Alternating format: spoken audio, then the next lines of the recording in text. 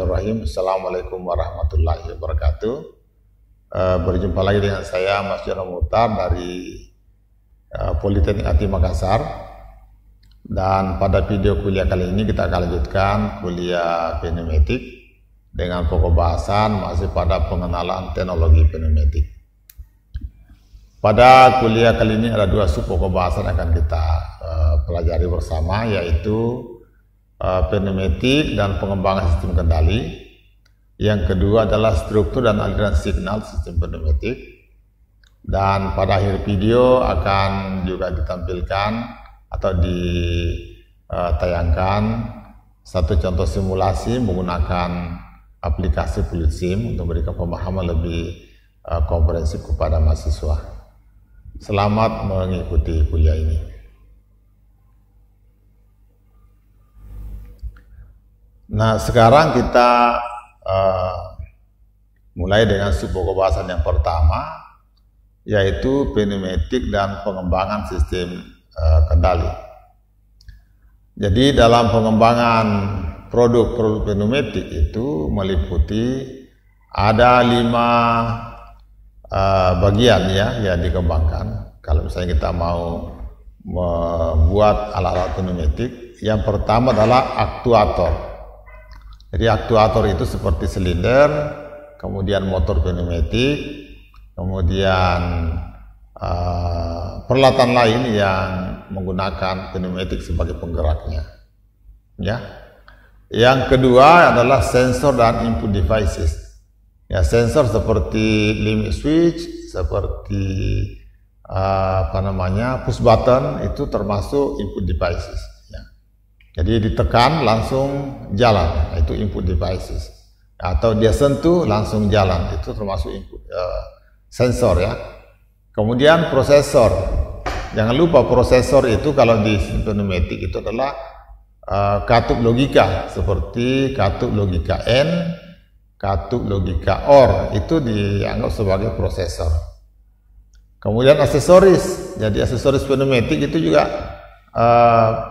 adalah peluang untuk dikembangkan ya. Misalnya bagaimana konektor-konektornya, bagaimana selang-selangnya ya, bagaimana dudukannya dan lain-lain. Jadi segala sesuatu yang berkaitan dengan yang mendukung sistem pneumatik itu termasuk aksesoris. Lalu sistem kendalinya, sistem kontrol. Nah, di pneumatik itu setelah masuk di pabrik sebetulnya bukan kendali manual, tetapi sudah menggunakan namanya elektropneumatik. Ya, elektropneumatik itu dikendalikan menggunakan PLC, dan PLC sendiri diprogram menggunakan komputer. Ya, jadi sistem kendali pneumatik itu biasanya di pabrik menggunakan PLC. Ya. Itu ya, jadi sistem kendalinya itu juga satu tantangan yang untuk dikembangkan. Nah, berikutnya adalah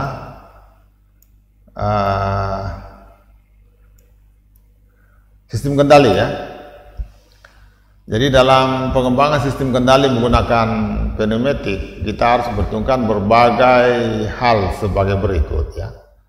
Jadi yang pertama adalah bagaimana sistem kendali yang kita kembangkan itu handal ya, reliability, artinya bisa bertahan lama, tidak mudah rusak, tidak gampang rusak ya.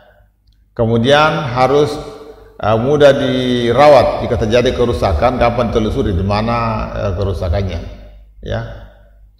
Lalu cost of spare part, jadi bagaimana biaya suku cadang jika terjadi kerusakan ya, terjadi atau dilakukan penggantian, itu costnya harus diperhitungkan. Lalu assembly dan end connection ya, jadi bagaimana kita merakit atau mengassembly, dan bagaimana menghubungkan antara satu komponen yang lain, harus mudah dilakukan ya, diperhitungkan semua. Kemudian maintenance and repair cost. Jadi dalam sistem kendali pneumatik itu maintenance dan biaya perbaikan itu harus menjadi pertimbangan. Lalu interchangeability dan adaptability. Jadi ketika mengembangkan sistem kendali pneumatik harus diperhitungkan komponennya bisa ditukar-tukar, interchangeability. Ya, kita tidak fanatik pada satu merek, tetapi kita bisa menggunakan berbagai merek dan bisa digabung dalam satu sistem kendali pneumatik. Ya. Lalu jangan lupa ketika kita merancang sistem kendali pneumatik harus seringkas mungkin, ya, compact design. Rancangannya harus sesingkat mungkin karena terus terang biayanya harga komponen pneumatik itu mahal, ya. Jadi kalau bisa sedikit mungkin komponen digunakan dan sependek mungkin selang yang kita gunakan, ya. Lalu economic efficiency, artinya dengan sistem kendali pneumatik harusnya menguntungkan, ya. Jadi kita bandingkan kalau dalam merancang sistem pneumatik, kalau gunakan tenaga kerja itu berapa kosnya, kalau kita investasi menggunakan sistem pneumatik itu apakah menguntungkan, ya. Ini juga jadi polemik karena kalau gunakan sistem pneumatik terus terang banyak tenaga kerja kasar yang digantikan oleh sistem pneumatik. Tetapi tentunya bisa kita arahkan pekerjaan dari pekerja tadi menjadi operator maintenance dari sistem pneumatik. Jangan dia lagi yang mengerjakan pekerjaan rutin yang harusnya bisa dikerjakan oleh mesin. Lalu yang terakhir, documentation.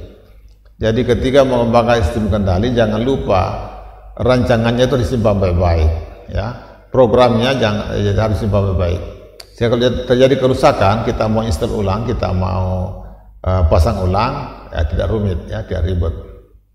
Karena kalau kita bikin sistem pneumatik, misalnya sudah menggunakan 10 silinder yang bekerja secara bergantian, itu bukan pekerjaan mudah.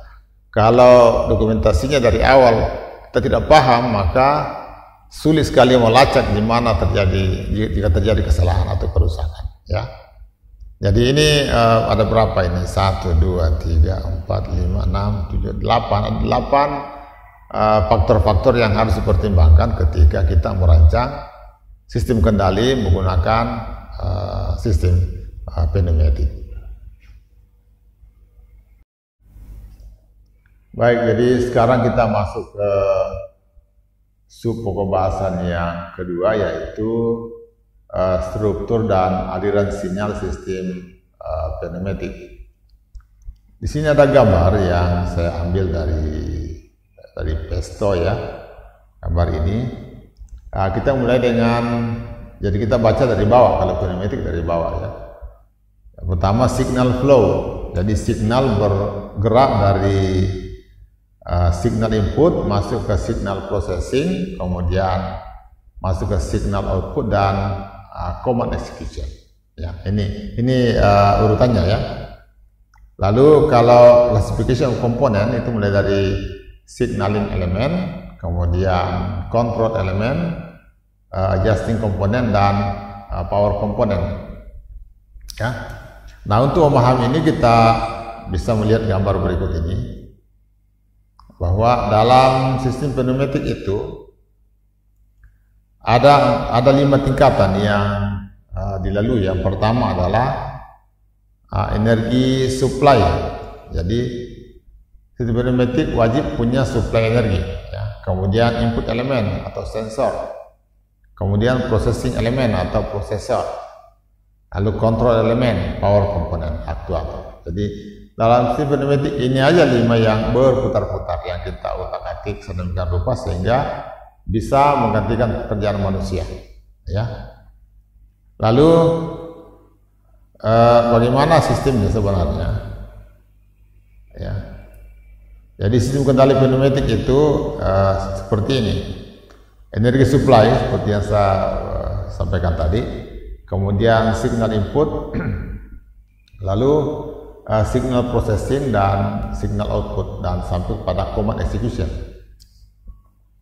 Di energi supply itu termasuk kompresor, reservoir, jadi tabung udara bertekanan, kemudian pressure regulating valve, jadi katup pengatur tekanan sebelum masuk ke dalam plant atau masuk dalam sistem pneumatik, maka tekanan perlu diatur sebelumnya, ya. Kemudian service unit. Service unit biasanya ini terdiri dari kompresor kecil dan regulator tekanan udara yang mobile yang bisa digunakan untuk menggerakkan sistem pneumatik. Lalu signal input, push button valve, kemudian roller lever valve, proximity switch, dan air barrier. Ini semua termasuk dalam input signal, dan simbolnya seperti ini. Ini adalah simbol push button dengan katup 3/2 spring return. Nah, ini dia. Kemudian signal processing atau pengolah signal. Ada directional control valve, ada non-return valve, ada time pressure control valve, dan timer, sequencer, dan lain-lain. Nah, salah satu contoh ini seperti ini. Ini adalah katup logika ini, ya. Logika OR, ini logika OR, ya. Kemudian signal output. Nah, signal output ini masuk ke dalam katup, ini katup 4/2. Bagaimana cara kerjaan semua ini nanti akan kita uraikan pada kuliah berikutnya sebelum masuk di laboratorium. Insya Allah akan dipahami semua ini, ya, cara kerjanya. Lalu command execution, yaitu setelah keluar dari kontrol elemen tadi, dari directional control valve, outputnya ini akan dihubungkan dengan silinder. Nah, silindernya akan bekerja dengan masukan dari sini.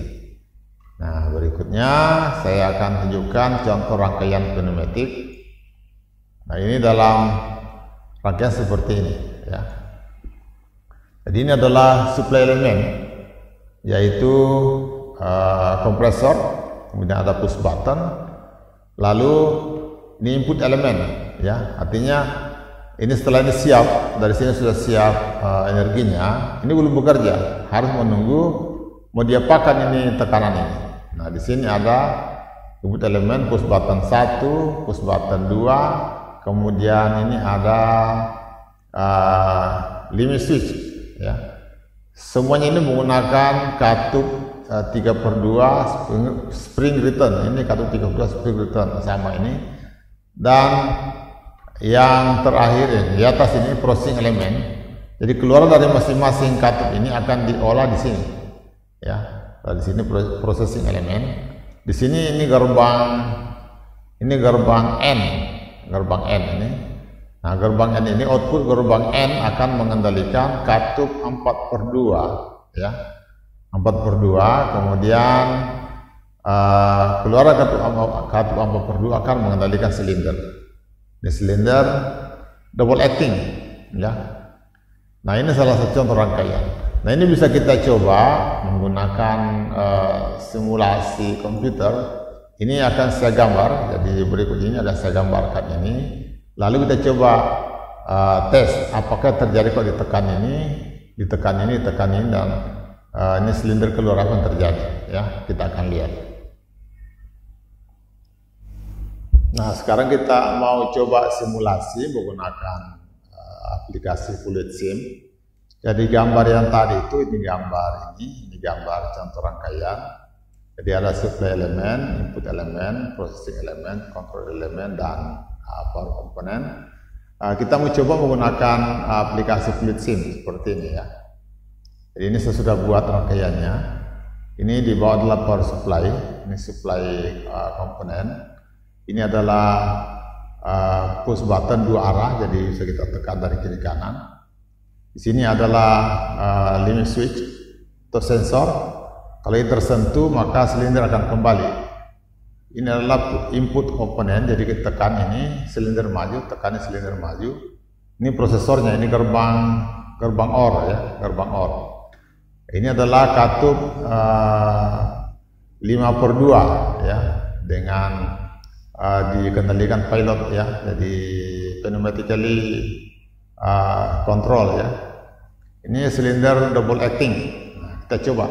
Ini contoh saja. Nanti kan di laboratorium saudara mahasiswa akan belajar lebih jauh. Kita coba simulasikan apakah sama.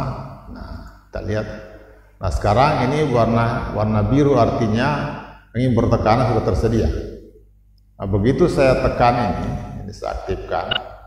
Sekarang langsung udara bertekan ini akan mengembalikan silinder ke posisi awal, ke posisi mundur.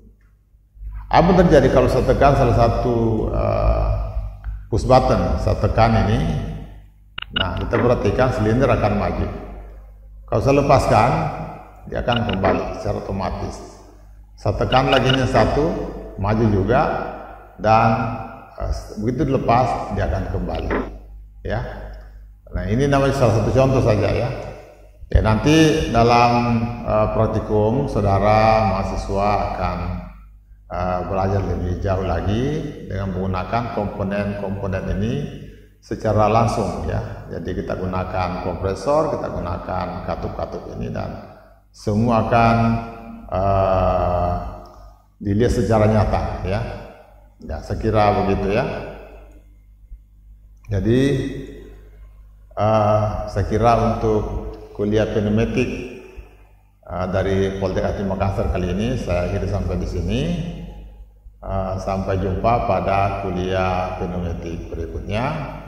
Jangan lupa di like, share, and subscribe channel kami sehingga lebih bersemangat lagi membuat video atau konten-konten pembelajaran berikutnya. Saya akhiri wabillahi taufiq wal hidayah. Wassalamualaikum warahmatullahi wabarakatuh.